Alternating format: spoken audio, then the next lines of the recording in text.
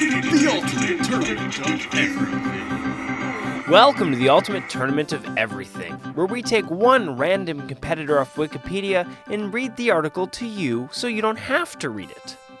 Do you know how many stars there are in the sky? Do you know how many grains of sand there are on the beach? Well, I can tell you, it's less than infinity, and that's what we're interested here in the Ultimate Tournament of Everything. Though, in these scouting reports, we just take a deep dive into one single individual unit of the infinite and take a look at how we think they may fare when they inevitably appear to battle for their right to exist in the Tuesday and Thursday full-length episodes of competition. So, Rob, why don't you tell us which randomly generated kernel of the cornucopia that is the universe we will be investigating in this episode?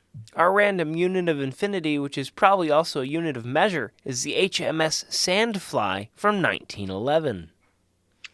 Yes, indeed. Floating up here, we're going to find out that the HMS Sandfly was an Acheron class destroyer of the Royal Navy that served during World War I, WWO, and was sold for breaking in 2021. Or 1921, rather, 100 years before that. The seventh Royal Navy ship to be named after the small biting fly of the same name. That's way more ships than I would anticipate to be named after the Sandfly.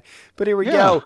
She was built under the 1910 to 11 shipbuilding program by Swan Hunter of Wallsend. She had 3 Parsons turbines and 3 Yarrows boilers, capable of 28 knots. She carried 2 4-inch guns, other smaller guns, and 2 21-inch torpedo tubes, and had a complement of 72 men, and was launched on July 9th of 1911.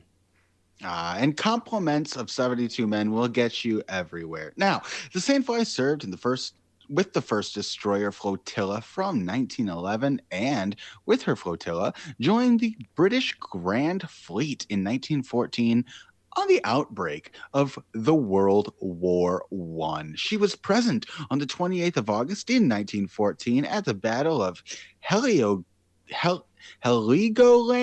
which almost sounds like a theme park, but I'm sure that it wasn't. Bite, and detached from the first destroyer flotilla along with Badger, Beaver, and Jackal. She shared in the prize money for the engagement. So wait a second. Do warships get prize money for getting through battles? I feel like it's not a prize fight. I feel like that's just a very polite way to say plundering, I think. I mean, it kind of sounds like it's a daytime television show of aquatic destruction. Now, next, we're going to talk about the Battle of Dogger Bank, which occurred on January 24th, 1915, led by light cruiser HMS Aurora. Again, the crew shared in the prize money for the German armored cruiser SMS Blucher. Maybe there's like a bounty system. Perhaps that's it. Sounds like that. That's what I was thinking. This was, and after all of these victories, there must have been quite a bounty on this Sandfly.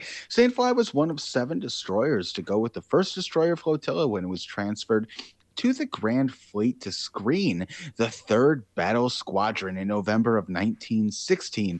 And then in the subsequent year, colloquially known as 1917, the Acarion class destroyers Ferret, Sandfly, and Ariel were converted to mine laying destroyers capable of carrying 40 mines. Sandfly served with the 20th Flotilla and operated out of Immingham. On the Immingham. On the 31st of August 1917, Sandfly went to the aid of SS Minnetonka of the Canadian Pacific Line when she was torpedoed by SMU-19, 30 nautical miles off Start Point. Minnetonka was badly holed and sinking by the bow, which made her difficult to tow, and when efforts to tow her into Portland Harbor failed, she sank into 37 fathoms of water, which is about 68 meters. I can't even fathom quite how deep that is, but it's also hard to fathom the depth of infinity, which is exactly what we try to do here on the Ultimate Tournament of Everything every single day. Here in these scouting reports, 5 days a week, and then on Tuesdays and Thursdays, you can find us fathoming in a fighting fashion, 2 by 2, 9 rounds of competition, moving on the victor to the next round of the Ultimate Tournament of Everything. And if you liked learning about this destroyer, maybe wondering why everything is called a Sandfly, or maybe pondering with us what prize money really is, we'll have more articles and more little units of infinity for you tomorrow. The ultimate tournament of everything.